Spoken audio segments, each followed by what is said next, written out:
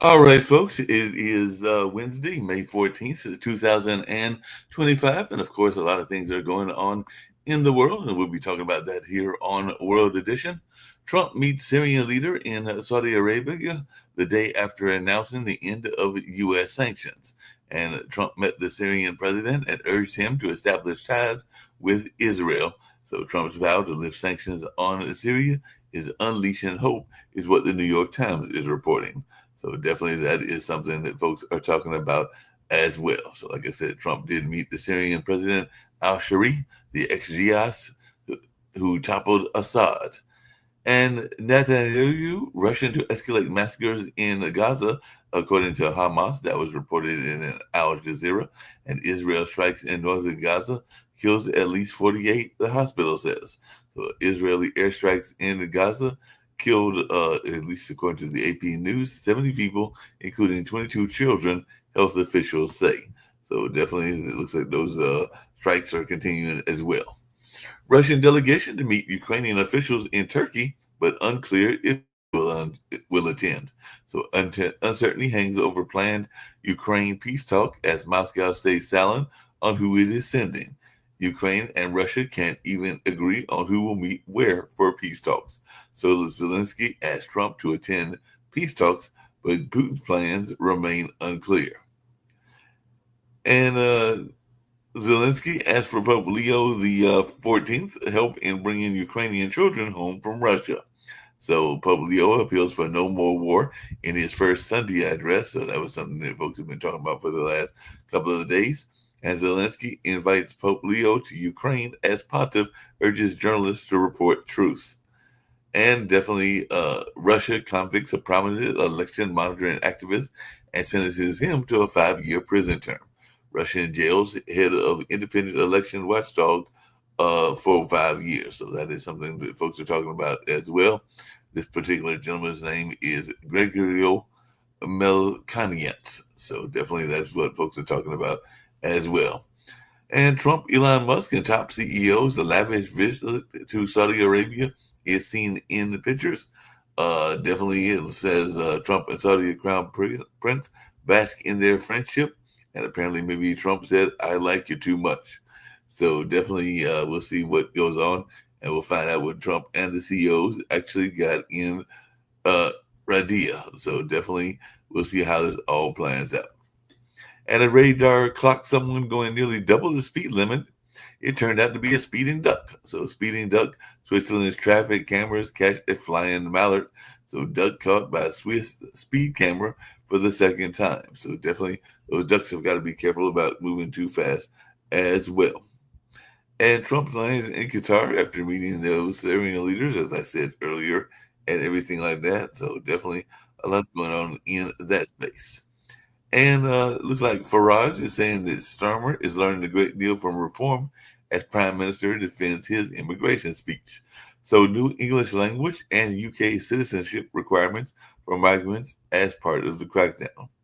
So, more than 1 million migrants already in the UK could be forced to wait 5 extra years for residency.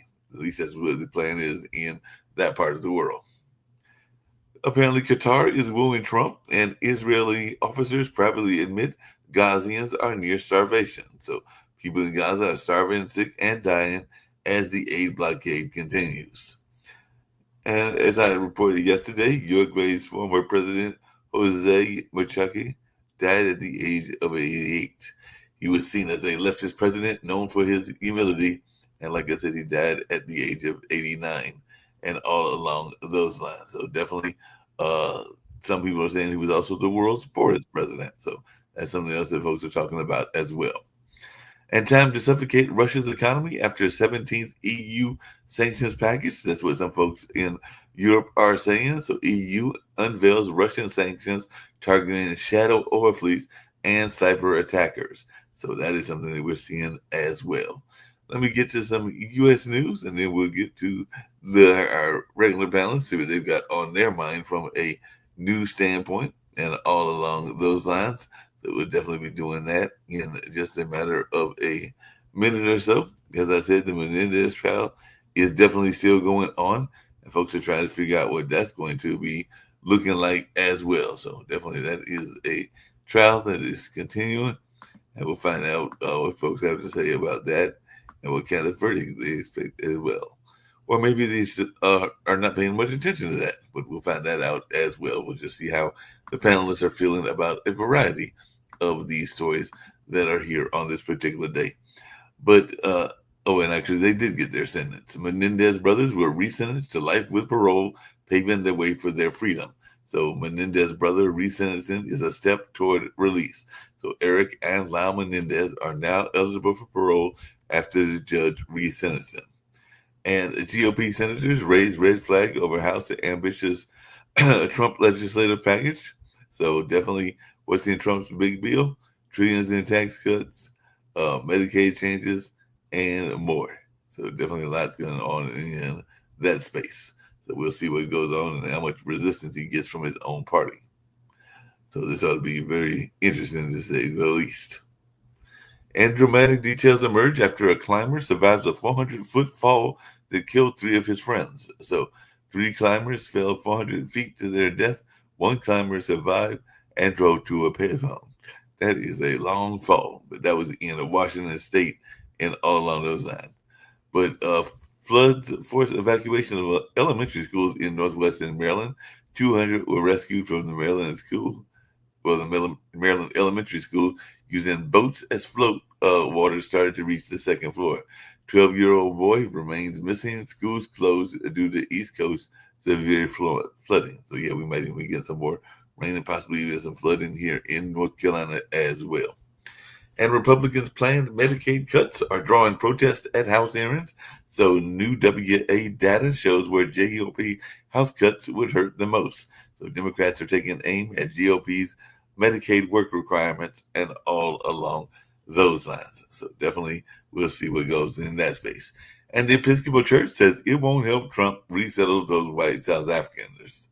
So America is the land of opportunity, but some people are asking for white South Africans because apparently they're trying to make it difficult for them to get into the school and all along those lines. But white South Africans were granted refugee status by Trump, and they have arrived in the United States. Cyril Ramaphosa says African are running away from South Africa to U.S. It's trying to downplay their role and all along those lines. And the White House eased China's tariffs after warning of harm to Trump's people. China-U.S. trade firms in Guangdong welcome ceasefire, but look to diversify. So a great trade victory over America is being celebrated in China. So they're celebrating that victory. And apparently there are wildfires in Minnesota as well. So like I said, lots going on, but I'm going to bring in Rick Rosner, and I'm going to bring in one of the founders of the network, Nick Palveda, and bring in Sasha Starr. I do have a quick question for you, a lighthearted question, and we'll get to the serious topics and everything. But I know here in this area, we sometimes run across geese and other birds, and they can be a hazard even by the airport and everything. But apparently there was a speeding duck. I don't know if you heard that story, but there was a duck that got clocked speeding and all along those lines. So I didn't know if y'all had that problem in the West Coast where there were hazardous birds or ducks, because this particular bird was clocked, I guess, by the FAA or somebody along those lines. But it turned out that it was a duck that they were clocking going at some very fast speeds. We don't have duck problems that I'm aware of. Let me do the specifics of the Menendez case. So you got these two brothers who were in 1989. They shotgunned their parents, right. And their defense was, which I guess has been pretty well substantiated, that the dad was sexually abusing them for years. The mom knew about it and just went along with it. There's probably better ways to deal with that than shotgunning your parents to death while they're eating ice cream. But that's what they did. In 1996, they were sentenced to life without parole. Then recently, there was a TV series that showed that dramatized the whole thing, that increased interest in their case, that led them to petitioning for resentencing. So their sentence has been changed from life without parole to 50 to life with the possibility of parole, which gives them hope of someday getting out. And apparently they've been model citizens in the nearly 30 years they've been behind bars. Did not know that and everything. Hey, Nick, I see that you're with me, and I got other things for Sasha as well. But one of the stories that I did not get to, and I know you're always wondering what the Democrats are going to do and all along those lines, but apparently there's a candidate, and I know that even Rick has mentioned him before, but he is weighing a 2028 bid. That is Pete Buttigieg. So it looks like he's in Iowa, and maybe he is trying to throw his name in as he's eyeing a presidential run, and he says that maybe Biden hurt the Democrats and all along those lines. So it looks like he is stomping there in a key state, that being Iowa. I mean, it's fairly early. It's only 2025. 2028 would be the next election. But what is your thought about our former transportation? Yesterday, Jake Tapper, co-author of a book about Biden's decline in office, came out with an excerpt of how Biden, who'd been friends with Clooney, showed up at an event in LA, a fundraiser with Clooney and Kimmel and Obama, and failed to recognize Clooney after knowing him for decades. And this freaked Clooney out and led Clooney to pressure Biden to drop out. And so people are saying, liberals are saying, you've got Trump engaging in the most blatant acts of corruption in the history of the presidency. We need to focus on that instead of Biden not recognizing Clooney. But this whole thing about Biden's fitness has led to a lot of speculation. And if we're going to speculate, I'm going to speculate too. The theory I most agree with is, well, A, that he had good days and bad, and B, that as an old guy, he had delirium. So there's a deal with old people in their 80s, that if you get like a UTI, a urinary tract infection, or a cold, and I've seen it happen to my own family members, it can make you loopy until the infection or cold is cleared up. And so I'm guessing that Biden had a cold during the debate. It made him loopy during the debate. And at other times, so when you're in your 80s, it's not great for a president to be subject to getting loopy when sick or tired. But that, I agree with the theory from a doctor and from personal experience that, that any little thing that would be, just a normal cold or infection in a younger person made Biden like out of it. That makes sense and everything. But Nick, what's your thoughts about Pete Buttigieg already campaigning for 2028? Is it Pete Buttigieg or is it RFK? No, it's Buttigieg. He's going on TV a lot and he's saying reasonable stuff, leading people to speculate. Yeah, he wants to run for president. Well, he tried before. And, the thing is, at this point in time in the United States, he's unelectable. I suggest you go into your bench and find somebody better. Although, personally, I believe the guy's incredibly smart. But given his personal life, I think he's unelectable. You think he's unelectable because of his fact that he's a member of the gay community? That's absolutely correct. Any other questions? He's an upstanding guy. The guy's incredibly intelligent. If you listen to him, Rick, the guy's sharp. He talks real well. He knows his stuff. I mean, the guy's really solid. But he's a member of the community that's not acceptable for the I have another theory. I'm full of theories. My theory is that the place for highly competent people who are going to lose votes because they're gay or a woman is the vice presidency. We've had a female vice president already, and put that. I mean, that's. That's a good point. But for him to head the ticket, as they say in Pawn Stars, and I'm talking about as the United States sits right now, as they say in Pawn Stars, it ain't happening. Well, So hey, those are all Nick, hold on a second. Speaking of things not happening, this one you'll find interesting, and I didn't get to Okay. this in the news reports, and I think Sasha will find it interesting as well. But apparently, a Mexican security chief has confirmed that cartel family members entered the U.S. in a deal with the Trump administration. So he says he wants to keep certain elements out, but apparently relatives of El Chapo entered the U.S. as part of a negotiation, is what the Mexico security secretary says. So are we letting in members of cartels or kicking them out?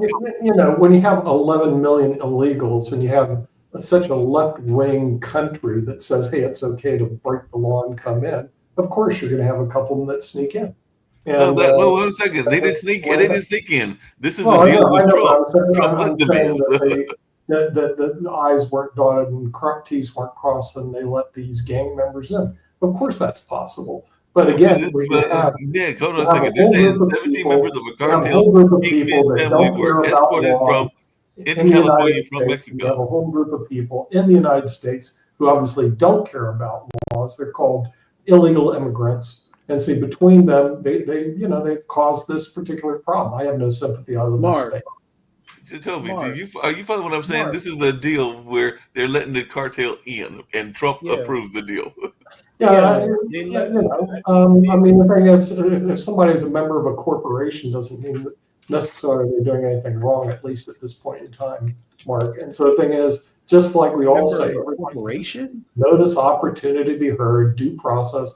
And I understand the left. If Trump is applying due process, if Trump is trying to bring people in from South Africa, it's bad because of Trump. And that's how the left thinks. They don't actually. We got him from Jacoby. They hate Trump no matter what he does. Hey, Nick. So I have no sympathy for that. So you're saying that it is okay that the cartel was let in because during the Trump era, it's okay that Trump let the cartel members in because you're saying a cartel is a corporation?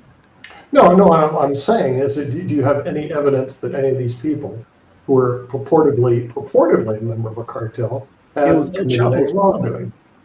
Excuse me? It was El Chapo's brother. See, Mark never said that, and you never said that either, Detective. No, it is true. It's El Chapo's family. So I'm going to repeat, since you guys only believe due process goes one way. Okay, it goes one way. Trump is suppressing due process from people that are known criminals, but if he allows due process for people that are not known criminals, it's bad. And so the thing is, like I say, you guys don't really care what the truth is. Okay, I do. So I want to know, what exactly did these people do illegally? So you're saying that El Chapo's... No, I've already said what I'm saying. So what are you saying, Jacoby? Please don't say what I'm saying. Say what you're saying. You don't get to speak. I'm trying to clarify what you're saying so I can understand. No, you don't need to clarify. You need to say what you're saying, what you're thinking. You don't need to keep creating what you're thinking. Here we go with the... Because you won't think what I think. So please say what you want to say. Don't say what you think I say. Before we get into it, you guys, I just want to understand the story in the first place before we argue about it. So I see that there's a deal to let 17 members of El Chapo's family into the U.S. What's the basis of the deal? How is this? Okay. Let me ask you this question, Mr. Rick. What did these individuals do illegally? Name one law that they broke. So I don't know. Did the article mention one law that these people broke? Hold on. Like, I just want to understand the particulars. I don't know if I want to understand what law they broke. Okay. Just because you're a family member. Why are they? We don't even know why. Just because you're a family member of somebody who committed a crime doesn't mean you're a criminal. Before you do your bullshit, I just want to understand. I don't know whether they were complicit with cartel or not. I want to know. They say there's a deal that lets these 17 El Chapo family members into the U.S. What is the deal? Okay, is this like a witness relocation? I don't understand the story in the first place. Okay, just because you are a member of a family, of a group of an individual, who committed a crime does not make you a criminal. Okay? Yeah, I that's know fine. you guys don't We're understand not that. letting what So I'm trying to help you out with that. no, but hold on, because Yeah. but in general, we're not letting people from Mexico into the country. So what's the deal where they get to come in anyway? I don't. No, we do let people from Mexico come into the country. See that's again, you're spending way too much time on MSNBC and CNN. People from Mexico immigrate into the United States all the time. I have clients that come in from Mexico all the time. They immigrate what they call legally. They do like I did in Spain. I was filling out more paperwork today. You fill out tremendous amounts of paperwork, and you suck. You basically have to be a sequias servitude to these crazy administrative groups, and then you get to go in illegally. But there's some people that want to just pass the line. I'm just going to go through. And those people are having. Hey, hold on a second. Hold on. Hey, Nick, hold on a second, because I got more of the details. Apparently, Guzman Lopez is one of the brothers left running a faction of the Sinaloa cartel after notorious captain or notorious leader El Chapo was in prison in the U.S. So video showed the family member walking across the border from Tijuana with their suitcase to wait in U.S. agencies. The rumors have circulated last week that the younger Guzman would plead guilty to avoid trial for several drug trafficking charges in the U.S. after being extradited. So it sounds like we are letting them in order for them not to be tried. So Okay. I think I'm kind of seeing that. So Guzman, apparently he was pleading not guilty. Now he's changed his plea to guilty, and letting his 17 family members into the U.S. may be part of the deal. That if he pleads guilty, we'll let his family in, which is, I don't know. It seems like a crazy-ish deal. No. You guys don't get it. Okay. Apparently, and I've said this over and over again. If you're ever in front of a judge, I believe Jacoby's guilty because his cousin committed a crime. It doesn't work that way. Not in our system. That's not the deal. So this isn't the liberal I hate Trump America that you're trying to promote. It's not the case. Here's the deal. If you can apply to be a U.S. citizen from Mexico, it takes years. Generally. Yeah, it takes years to do a citizenship here. But here's 17. To get a visa, I've been going through the process. But you know what takes less time is just to violate the law and come in. And those people are. Hold on a second. Speaking of violating laws, hold on. Because we spent enough on the Chapo case and everything. We spent enough on Chapo, but I got another one of your favorite people, Nick, and everything. Because apparently RFK Jr. is testifying before the House and Senate committee amid the layoffs and the overhaul at Health and Human Services. So he's going to defend his Health and Human Services overhaul as Democrats are denouncing a war on science. So he's going to try to let folks know why he's doing what he's doing. And the U.S. Health Chief Kennedy will face lawmakers' questions on the mass firings, the measles outbreak, and a bunch of other things. And I know we got Dr. Patmos later on today that'll be talking about some of these things. What is our take on RFK and him going in front of the Senate in order to justify all the different things he's doing? Kennedy made a very good speech, and so did the Trump administration, about bringing drugs down and how much the drug companies in the United States control the process here. So the thing is, and I know the Trumpsters, they just hate anything that comes from him. But let me tell you something. He did a great speech, and if you listen to him, he's spot on in order to make sure that the drug companies don't control the prices and bring the prices way up.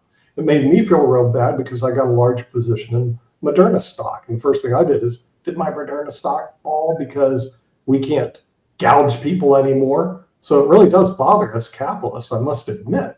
But at the same time, I hate to say that this liberal Kennedy was protecting guys like you, Mark, protecting Toby, protecting Rick. But boy, I hate it because as a capitalist, he's coming right after my drug companies. So if you guys want to knock Kennedy down, good for me, because then I'll end up becoming richer. So just a quick thing.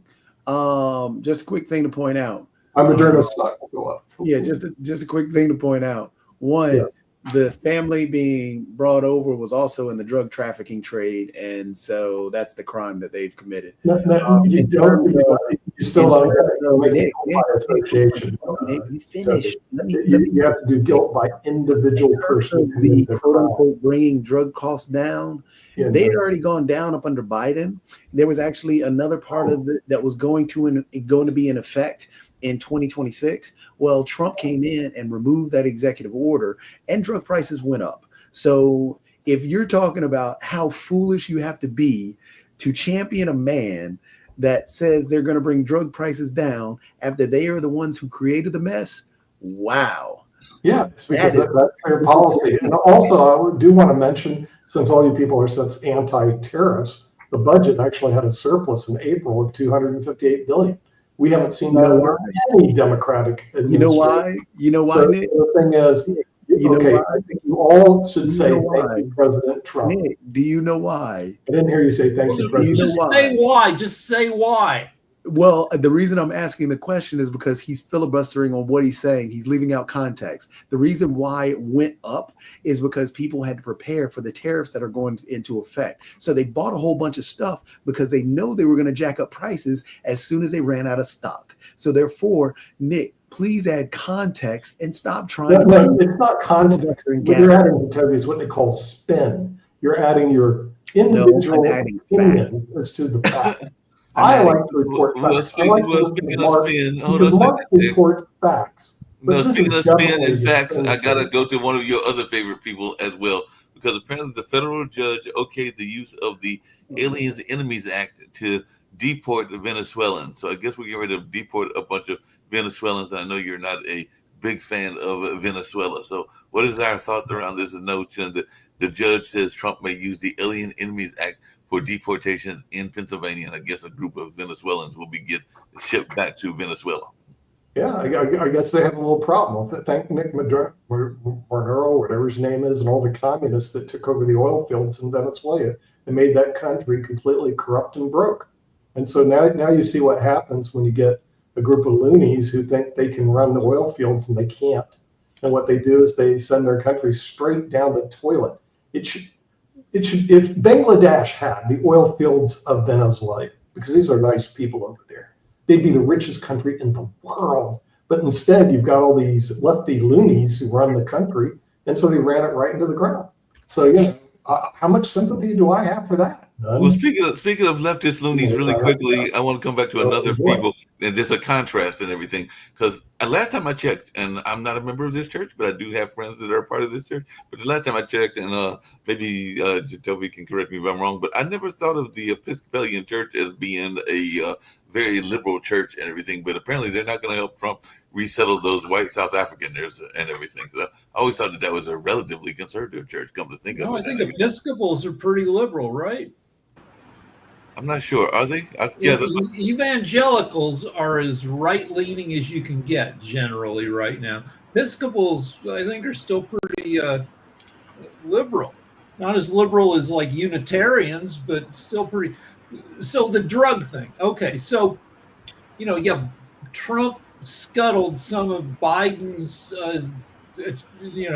cutting of drug prices. But that being said, if Trump's executive order actually does lower drug prices, that's a great thing.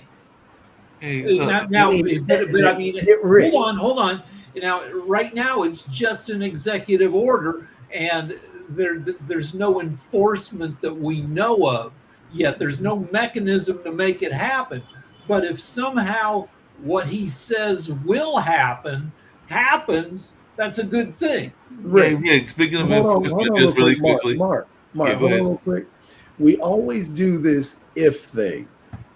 And we always try and, sanitize it and make it positive and if this and if that. If I had $1 million, it'd be awesome. That'd be great. But that's probably not happening. And I have to live in the reality. What he did was nothing. He went out there and said, okay, we're going to try and match the prices that every other country is going to pay. well, that means every other country might end up, the price may go up there, but we're not going to lower prices because he has no way to do that. As you point out, there's no way to do that. And the president, now we're talking about president throwing in price controls. Now, if you look at what Joe Biden did when he was in office, he actually got a few lowered. But the thing was, they were challenged in court. All the Republicans voted against it. So now you're expecting all the Republicans to vote for lowering these prices, especially going up against the drug companies that are already funding both actual parties, but the Republican Party just a tad bit more. So what I'm saying to you is, if we can play the if game all day and play this positive role all we want to and sanitize Trump, but that's gaslighting what's the reality of the situation. But let's talk about Congress. All right, so the Democrats would vote for some price controls because they voted for it before. Now, if you get some Republicans deciding to kiss Trump's ass and vote for price controls, there's a chance that something like this might pass. Hey, Rick, just really quickly. I know that like Trump has no governmental competence. He doesn't know how to do things within the framework of government. But even so, he might accidentally accomplish something. No, he might do that, but hold on, Rick, the broken clock thing. Yeah, the broken clock is right at least twice a year, at least twice a day. You cannot vote on it if you don't bring it to the floor. And who controls that? Well, good point there, Jacoby. But I got a question for Rick, because apparently, since we're talking about healthcare and everything, another potential Democratic candidate has says that he wants to end, and you would know more than me, Rick, because he's in your area, but Newsom wants to end free health coverage for undocumented adults. So he's seeking a cap on free health care for undocumented immigrants. Yeah, all right. Newsom is running for president in 2028. He's moving to the center. He's got, he knows that he's got some wiggle room with libs, because libs will, most Democrats will vote for the Democratic candidate. He's got to scoop up the independents, who are now close to a majority of all U.S. voters. And so, yeah, he has conservative lunatics on his podcast. He's doing what he can. He's got a reputation. His hair is probably too good. He looks very slick, and so he's got to work. And plus, California burnt down, so he's got to work hard to fend off the attacks that he will be hit with once he declares for president. Yep, I want to get to an international story, and I got Sasha here with me as well. Sasha, is Putin showing up in this conference and everything? Because I know that Zelensky, and there are people that are from the Ukrainian camp and people from the Russian camp, and supposedly they're going to start talking today if they haven't already started talking and everything. But is Putin actually going to have the gall or the nerves to show up at this particular peace talks? I don't think that Putin will show up, frankly, because he has much more to lose than to gain. Now that all European countries are firmly against him, and the United States is trying to play both hands. They're trying to be supportive of Putin, but understand that it doesn't look good on the international scene. So they're like on both sides here and there. Now, imagine that Putin still arrives to Istanbul. So what does he have to say, except that what he's already saying several times over and over? First of all, he doesn't even consider that as the new round of talks. He sees it as a continuation of a previous Istanbul talks, which were started and were interrupted or finished as well in March of 2022.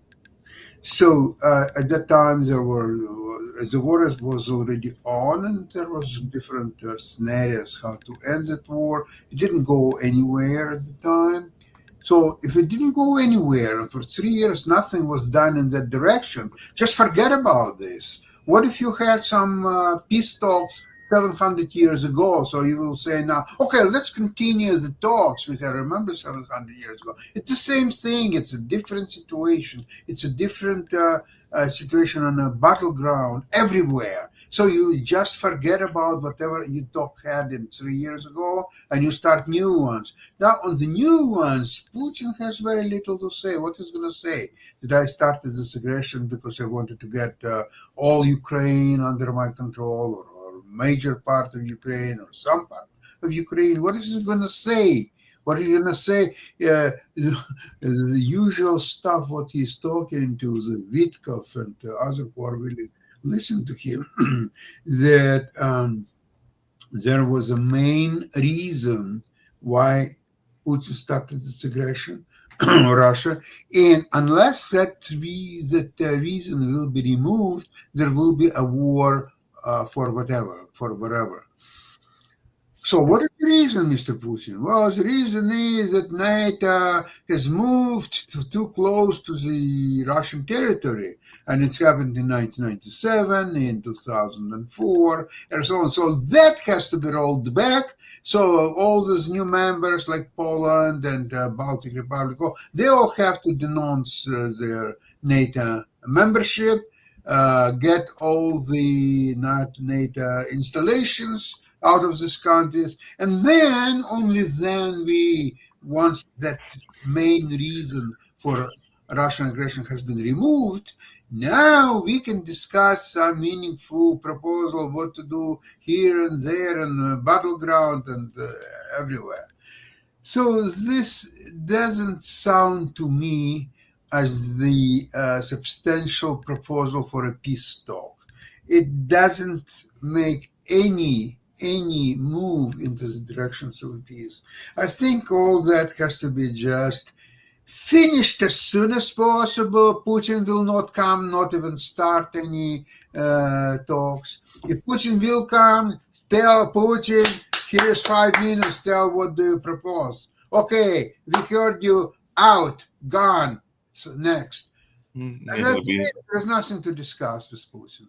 Well, speaking of things to discuss and all along those lines, what is take, and this is for everybody, including Rick and everything, on this notion of a deal with Iran? Because apparently Iran is talking about a nuclear deal with Europe, and they're going to hold those talks on Friday, according to diplomatic sources. So Iran is saying that they're open to a temporary uranium enrichment limit, and I guess maybe even some limitations on what they have in the sense of nuclear power and nuclear weapons. So is this a good thing for a more safe a deal world? Is always better than no frickin' deal. Not always, but generally. We had a bad deal with Iran that Obama made. It was better than no deal. Trump threw it out.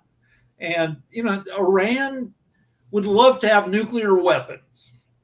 Iran doesn't want its nuclear facilities to be carpet bombed by Israel. Yeah. So Iran is not going to be reasonable, but Iran might, be somewhat willing to make a deal that they think, well, maybe we can dance around it, which is better than no frickin' deal at all. So what you just pointed out, Rick, is perfect. Yes, there was a deal with Iran before. It was the arms deal, and it actually was working. Yes, it wasn't the greatest of deals, but it was a deal. Yes, Trump tore it up. That means there is no deal. The problem now is the fact that now you have Qatar, which is a supporter of terrorism and all the other stuff that we pointed out before. So now you have Qatar whining and dining Trump. So now Trump is going to be help out Qatar and its the arms of Qatar that are out there as well. We just struck a Saudi deal, evidently, which was billions of dollars in terms of weapons to Saudi Arabia now because of the meeting that Trump just had. Then now we're going to strike a deal with Syria, because remember, the leader of Syria who took over for Assad was actually on the terrorist watch list, but now is off because he's the leader of a nation. So now he's going to strike a deal with Syria based on the whining and dining that he got from if Iran wants to make a really good deal, they should give Trump another airplane. But let me talk about. But I just wanted to get to my point real quick. Okay. As the deals that we are striking now aren't good. They are made out of desperation and made after being wined and dined and showcase some love. Sure. Okay. None of the deals are good. So what he's going to strike with Iran would be worse than what we got with Obama. On top of that, how is that going to help out Israel, which he's not talking to Israel now? So now you have the issue there, and Israel's actually still going into Gaza. So now what's going to happen with the people of Gaza? Because now they're going to get, they were already told that they were going to get moved out of there because Trump has already pushed towards ethnic cleansing in the first place. So what are we actually getting? Nothing. All we're doing is now sponsoring the people that we said that we weren't ever going to sponsor. Because remember, Qatar is tied to Hamas. Saudi Arabia is tied to other terrorist organizations. So you have the other, it's just. So I want to talk about the physics of the deal. So with uranium, most uranium isn't very exploding, but like one atom of uranium in, say, I don't know, 100 or 1,000 has like an extra neutron, which makes that little atom of uranium exploding. So, and the way you separate the exploding uranium from the safer uranium is you spin it in a centrifuge. So the slightly heavier uranium is eventually separated. And so the deal we've been making with Iran, or trying to make, is we'll let you spin up the uranium and make uranium and separate uranium that's exploding enough to power a nuclear reactor, but not exploding enough to blow up Tel Aviv. That was the deal. We'll let you enrich uranium. Enriching uranium means spinning it to make it, to separate the exploding uranium. So any deal is still letting Iran, accumulate a bunch of exploding uranium.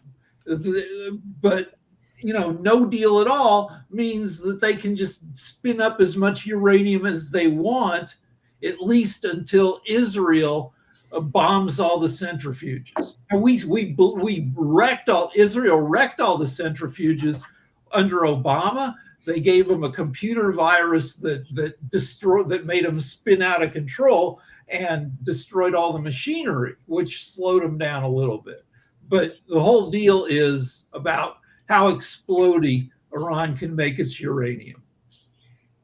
Yep, that's the whole deal, and that and everything. It'll be interesting to see how that plays out and what goes on in that regard. It looks like Trump is running into some problems off of the tariffs, because apparently he is facing legal hurdles as the Federal Trade Court hears challenges, and is facing the first test against small businesses. So saying the first federal court hearing on Trump's tariffs didn't necessarily go Trump's way. So it looks like there might be some conversation around what's going on with the tariffs as well. So I don't know if y'all got any thoughts on that.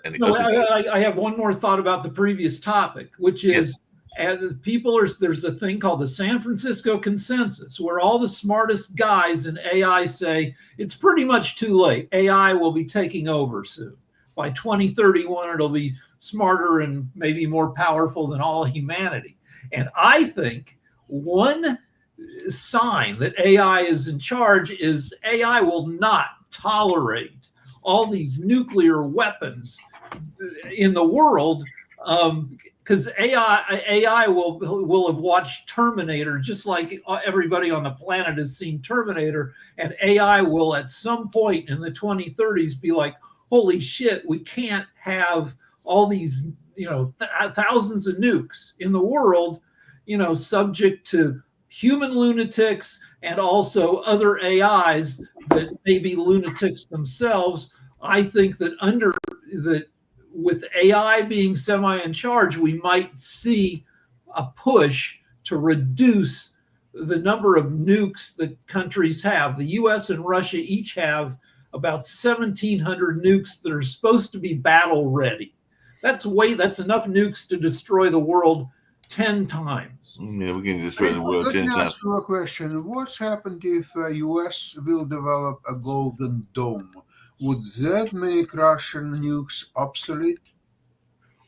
Yeah, but I don't know that the physics is possible. Now, we tried it before under Reagan, and it worked because Reagan said we had Star Wars, which was the same thing, that we would be able to knock nukes out of the sky before they hit America. And the physics didn't work, but Russia, the Soviet Union, freaked out about it anyway and spent so much money on trying to counter that they went bankrupt and collapsed. So yeah, a golden dome would be great for the world. Every country should have a golden dome. So but how is the Golden Dome going to work on something as big as the United States? I know that Jonathan talks about it regularly on the Ukraine show and everything, but Israel is a much smaller nation. We're talking about a nation that goes all the way from like Florida and New York all the way to California. It's not as much the size of the nation, it's the speed of the missiles. The Iron Dome, which Israel uses to defend against missiles, crappy missiles fired by its enemies, knocks out missiles traveling, I don't know, less than 1,000 miles an hour. Nuclear missiles travel at 25,000 miles an hour, and they go up into orbit or near orbit, and then the engines cut off. And then then they're just free falling at a huge velocity, and they don't have any tail that you can use to detect them, that they're not emitting exhaust anymore. Right. And it's a brutal physics problem. We have 44 missiles that are devoted to Golden Dome defense. We only have 44 of them, and each of them has less than a 50% chance of intercepting the missile it's targeted at. Let's just be honest. It's an impossibility. It's a neat talking point, but it's an impossibility. Physically, there's no way to do a quote-unquote Golden Dome. None. Actually, yesterday on the Ukrainian program, I asked Dr. Lockwood two things. Number one, what time is needed to develop this Golden Dome, whatever it is? And number two, how much it will cost at the end of the day. He didn't provide direct answers, but from what I gathered, that it will take anywhere from 5 years or more. And the financials, nobody can estimate. He mentioned that his finances, it depends. If you will divert, if you will stop building new missiles and nuclear warheads, then you can divert this money into building of Golden Dome. And I asked him if the project Golden Dome is unsuccessful, and you also failed to build the new missiles and warheads, then you are becoming very vulnerable. Here's how a Golden Dome could work. You send AI robots into space to grab space junk and build more AI robots, so that you've got a network of like 1,200 AI robots covering the sky, so that if anybody tries to launch a missile, they have a reasonable chance of getting in the way of the missile and messing it up. Meanwhile, you have ruined the sky because you filled it with thousands of these AI robots, which themselves may be hard to control, and them flying around makes it almost impossible to do any other sky business like communications satellites. Yeah, it is physically, it is completely impossible. It is just, we can't even build a fence on the whole southern border, and you're reporting, and people are saying that they can build a Golden Dome. Yeah, it's completely, utterly ridiculous to even entertain that. More likely a silver dome than a golden dome. Yeah, Or it maybe is more even like a silver a dome. bronze dome. Yeah, bronze dome, something. Oh, wait, there's one Or more maybe thing a about copper dome. nuclear. There's one more thing about nuclear missiles, which is a nuclear missile doesn't contain just one nuclear weapon. They contain about 6. And so if you don't catch the missile on the way up, on the way down, it splits into 6. And now your problem is just multiplied. I mean, but Rick, isn't that part of the problem with one of your favorite topics and everything? Because I'm imagining that the threat of nuclear weapon, the threat of the annihilation of the human population is the reason that the birth rate has been going down, which I know that's one of your favorite topics and everything. Okay, there's a number of reasons. There's a bunch of stuff to jerk off to compared to our grandpas who, according to Adam Carolla, our grandparents could only jerk off to sexy shaped clouds. There wasn't any porn really to speak of. Now, endless porn. Now, endless streaming where you don't even have. Rick, hold on a second. Wait a minute. Wasn't the oldest profession? Because I'm thinking that some of those hieroglyphics were porn and everything. Because wasn't the oldest profession around for decades and everything? Yeah, but you can look at there are literally a billion pornographic images on the internet. I know what you're saying, but I'm just saying, you said there was no porn. When I was a kid, an issue of Playboy magazine was more precious than gold. It got passed around. There was a severe porn shortage. Now not. Now there was an entertainment shortage. Now not. Now houses cost too much, so people don't want to have a baby in a 350-foot studio apartment where both members of the couple are working 2 jobs. And yeah, people are bummed out about the prospects of humanity into the future. So all these things, plus reality shows, show you. I mean, everybody has too much choice. That if you can swipe and see 100 people, you're not going to settle for the schmuck who asks you out. So that makes sense. Speaking of reality shows, I watched one of those yesterday and everything. I know you were a reality show, well, not a reality show, but you were a whiz at game shows and everything. And I watched the Jeopardy Masters. It really made me feel really dumb because there was a lot of answers that I didn't know that I probably should have known. I mean, on a normal episode of Jeopardy, I can answer maybe 3/4 of the questions. On Champion Jeopardy, it's less than half probably. Yeah, and that's why I was much less than half. But yeah. but let's go back to dating reality shows. My wife and I watched one.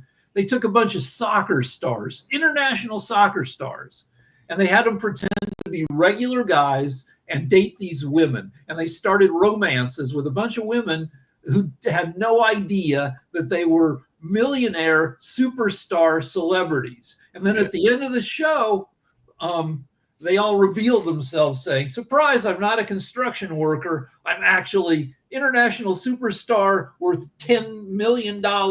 Everybody loves me in Europe. And these 5 women who'd hooked up with these guys, when it came down to it, they still couldn't seal the deal.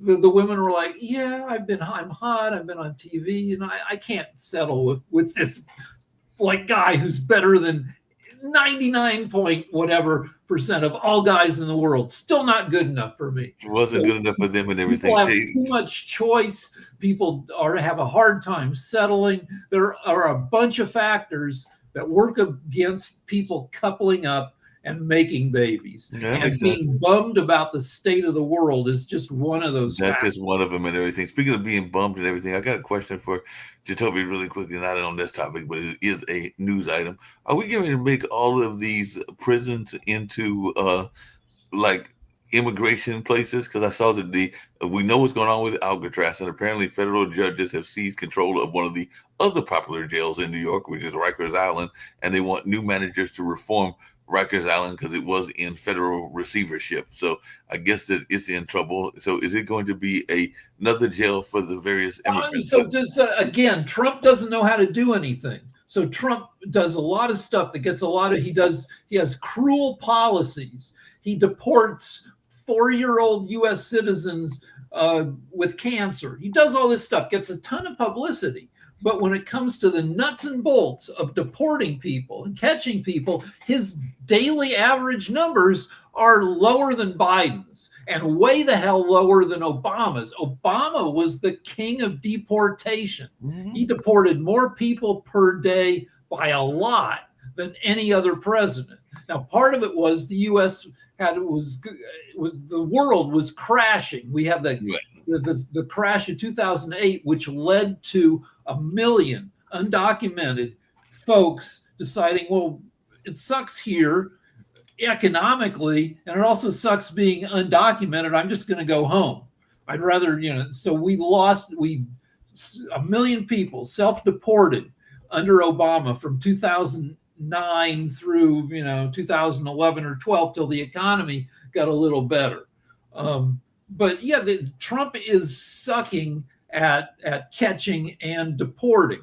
And yeah, he can make noise with ridiculous shit like, we're going to turn Alcatraz back into a prison, which would cost $250 million. The reason Alcatraz isn't a prison is because it was too freaking expensive. And I imagine Rikers is too expensive, and that's probably why it's in federal receivership. But yeah, I can't think it's because it was like I said, when I think of New York prisons, those are probably the big two, Alcatraz and Rikers. Yeah, I mean, Rikers is grim. Rikers has a pretty high suicide rate because it's so sucky. Yeah, it's definitely had a bad case and everything like that. Last thing, then we get ready to wrap up in a few minutes. But what is our take coming back to RFK? Because apparently the FDA is ready to ban fluoride supplements for kids, removing what some people are saying is a key tool for dentists. Yeah, like say hello to shitty teeth for everybody. Now, we had a lunatic on one of our shows who was saying that, well, if you get fluoride, it lowers your IQ.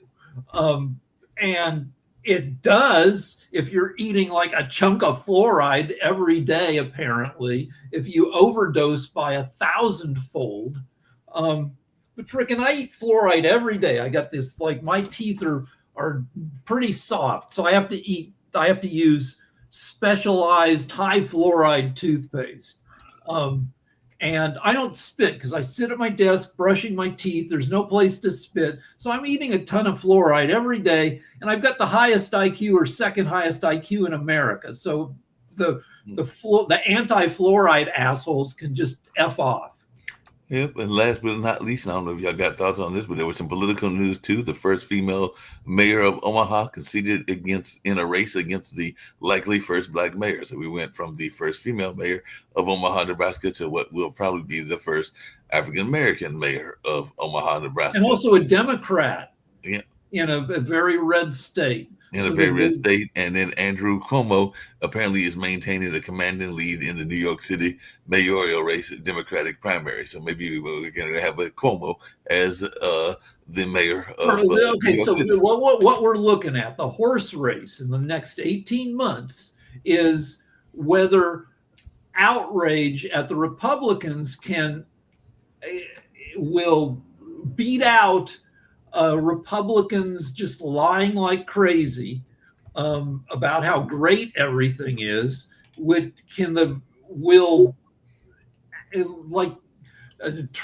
Anger at Trump led to Trump's disapproval going up by like 1% every 10 days until 2 weeks ago when it started turning around.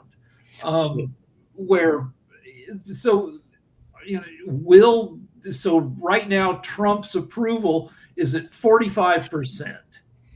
If it drops below that in the next 18 months, Democrats have a chance to take the House, maybe even the Senate. Well, speaking of outrage, Rick, and this will be the last thing, and y'all can comment on it real quickly and everything. But apparently there is an effort to put a counterweight to Trump, and the counterweight is apparently Pope Leo. So they're trying to position Pope Leo as the opposite of Trump. So that is what the media is doing. So what is our thoughts around this notion of the Pope being like the anti-Trump? So we don't know what Pope Leo is like, whether he's got a sense of humor, how political he wants to be. The Pope has a lot of leverage in shaping the opinions of the world, less so in America, because we've turned into a bunch of redneck yahoos. But still, I mean, there are like, what, 57 million Catholics in America? Not a small number. You know, more Catholics in America than there are Californians, for instance. And they might listen. And, you know, but we don't know how willing Pope Leo will be to, you know, call out Republican bullshit. Yeah, it will be the interesting question to see how much he's willing to call it out. Sasha, just really quickly, I know in about 2 hours we'll have the investment show. So what will y'all be discussing on that? And then after you tell me that, we'll wrap this show up. But what will you be discussing at 1 o'clock on the modern investment? Okay, we are going to discuss the magnificent move of the market, especially Nasdaq, more than anything else in the last few days. I personally feel that that movement, unfortunately, will not go on forever and probably will reverse anytime soon. Could be next couple of days, maybe a week. I don't think more than that. So people will have to get ready for this downturn. But I think that moved quite a bit, and maybe it's time to take at least half of your profits now and wait for what's happened next. We'll discuss it on the show. Sounds good. And on that note, we're ready to get on out of here. I know very soon, maybe sometime this weekend or next weekend, we'll be getting another episode of Naked at Night. But I know that Rick's got to get in touch with his not folks. this weekend. Lance isn't available. We'll look at the weekend after that. Sounds good. We'll be looking at that during that time. But right now, let's get on out of here. We'll have more discussion on World Edition tomorrow. And, of course, other shows such as my online dinner party, and, of course, Modern Investment, and even Follow the Brand, which will be coming here on this network, Pod TV. So we got a lot of things coming on during the course of the day. So let's get on out of here.